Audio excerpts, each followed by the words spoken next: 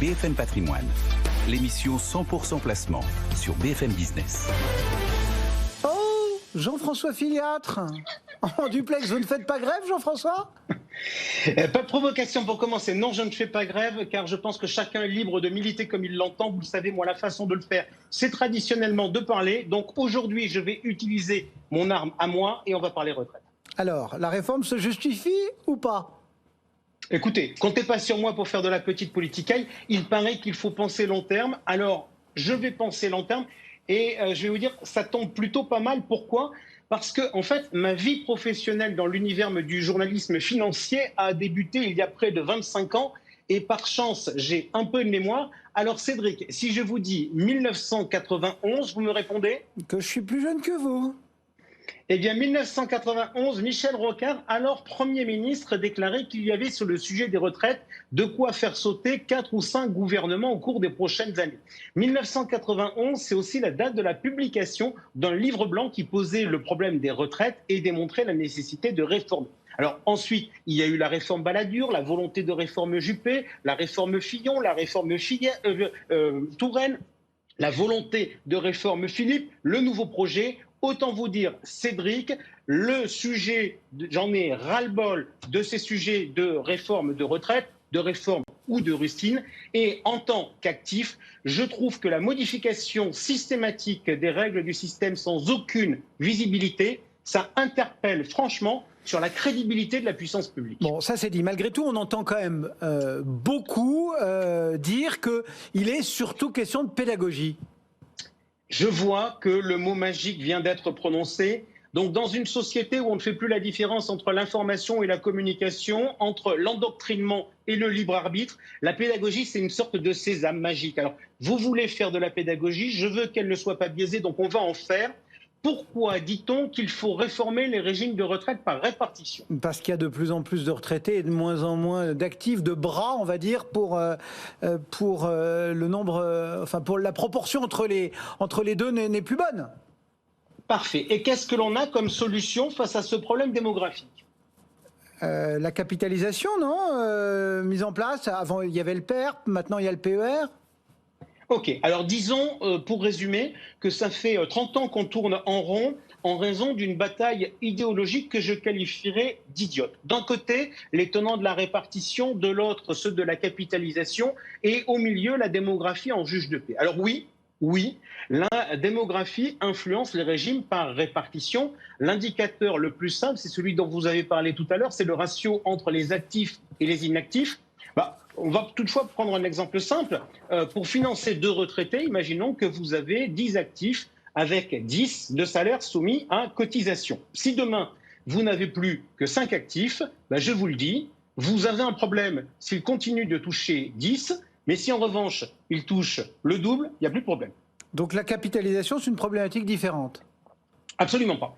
La capitalisation, c'est tout autant indexé à l'activité économique que la répartition. Si l'économie va mal, la valeur des placements dans lesquels vous allez investir va baisser. C'est l'exemple du Japon. 2, si la capitalisation pèse lourd sur le marché, parce que votre système de retraite par capitalisation concerne plein de monde, et c'est notamment le cas aux États-Unis, le jour où il va falloir payer les pensions, soit vous avez de nouveaux cotisants qui apportent de l'argent, et là, le sujet de la démographie revient à grands pas, soit vous êtes obligé de vendre sur le marché, et si vous avez un phénomène moutonnier de par une pyramide des âges défavorable, eh bien, vous allez souffrir fortement. Donc là encore, l'impact démographique est majeur. Donc pas de différence entre retraite par répartition et par capitalisation ?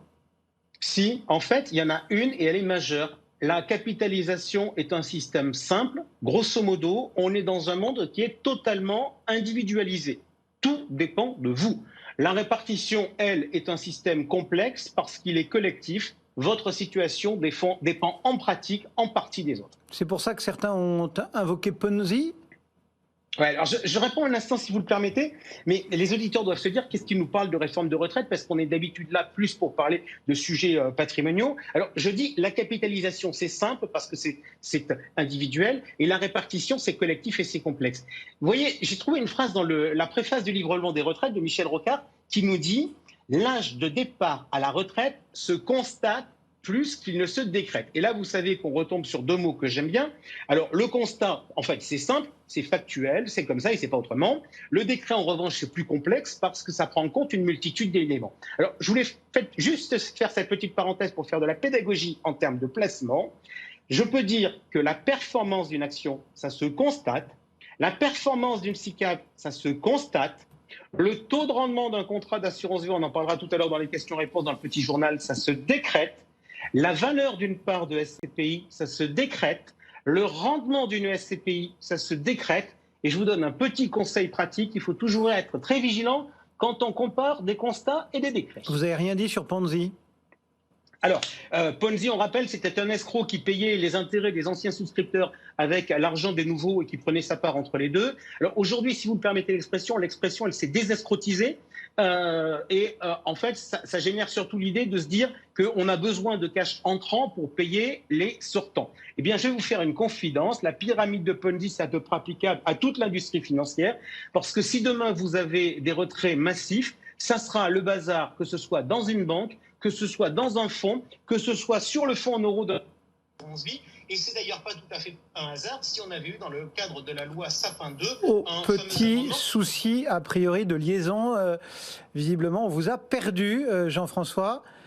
Comment ça, on m'a perdu? Bon, alors du coup, je vais quand même continuer tout seul. Donc, qu'est-ce que j'étais en train de vous dire? J'étais en train de vous dire que sur la pyramide de Ponzi, finalement, en cas de retrait massif dans l'industrie financière, quel que soit le secteur, ça serait le bazar. Ça sera le bazar dans la banque, ça sera le bazar dans les fonds, ça sera le bazar dans les fonds en euros. Et c'est d'ailleurs pas tout à fait par hasard, d'ailleurs, que on avait eu à l'occasion de la loi Sapin 2 cet amendement pour bloquer les contrats d'assurance vie. Alors, revenons quand même sur le sujet de la retraite, parce que c'est notre sujet du jour. On est bien d'accord que l'objectif de la réforme actuelle, c'est de sauver la répartition. Alors, on rappelle le principe de la répartition. Les cotisations des actifs financent les retraites des inactifs. Donc, si l'approche pédagogique, c'est ça, eh bien, on peut faire une équation économique relativement facile.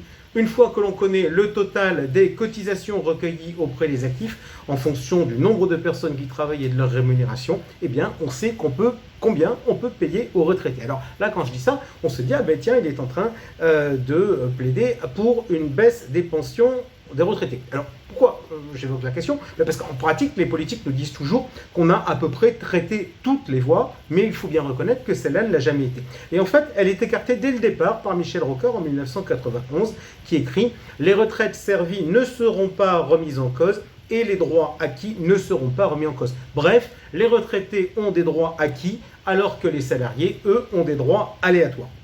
Mais en fait, je provoque parce que le fait de ne pas faire payer les retraités n'est pas tout à fait exact. Alors pourquoi je dis ça? En réalité, Michel Rocard, c'est le père de la CSG, la cotisation sociale généralisée. L'idée d'origine, c'était d'élargir la base des prélèvements sociaux avec une assiette plus large que les seuls salaires. Alors aujourd'hui, livrons-nous un exercice. Combien paie-t-on lorsque l'on est salarié de CSG et de sa petite cousine, la CRDS? Réponse, 9,2% pour la CSG et 0,5% sur la CRDS, soit un total de 9,7%. Un retraité, lui, il ne paie pas tout à fait la même chose. Il paie au maximum 8,8%. Et pourquoi je dis au maximum? Tout simplement parce qu'il y a des réductions de CSG pour les retraités modestes. Et maintenant se pose la question, combien paye en taille de prélèvements sociaux quelqu'un qui épargne? Réponse, 17,2%. Ainsi, on a eu le courage politique extrême de ne pas toucher aux pensions, mais de taper quand même les retraités, car ils ont de l'épargne. Alors, je dirais que c'est quand même assez révélateur du courage politique, ne jamais affronter les problèmes de front, toujours de biais.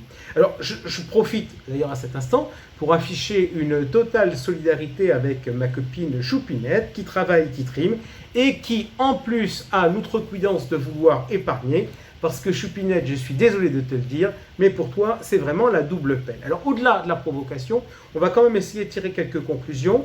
La première, c'est que pour la retraite ou pour le reste, il faut s'éduquer à épargner et il faut essayer de le faire le plus tôt possible. 2, la multiplicité des réformes des régimes de retraite démontre non pas l'inefficacité de ces régimes, mais l'inefficacité de nos dirigeants. Et soyons pragmatiques, mais face à une telle situation, s'ils ne sont pas bons, il faut que chacun prenne les choses en main. Ne croyez donc pas à la solution miracle de l'État. Au contraire, essayez de gérer vous-même votre patrimoine. 3. Avoir sa résidence principale au moment de la retraite est incontestablement un excellent moyen pour la préparer. Et désolé de dire ça aux professionnels de l'immobilier, mais le problème social actuel, ce n'est pas que l'on ne puisse plus mettre une corde au cou à un client en l'endettant sur 25 ans, c'est que les prix sont trop chers. Et au passage, je vous ferai remarquer qu'il ne vous aura pas échappé que le taux de propriétaires immobiliers est nettement plus important chez les retraités que chez les actifs. D'où cette question, est-ce qu'une forte baisse des prix de l'immobilier ne serait-elle pas un réel transfert de richesse à moyen terme des inactifs, c'est-à-dire les retraités, vers les actifs, qui du coup pourraient acheter moins cher, alors que jusqu'à présent, toutes les réformes des retraites ont toutes été dans le même sens, avec un transfert de richesse des actifs vers les inactifs.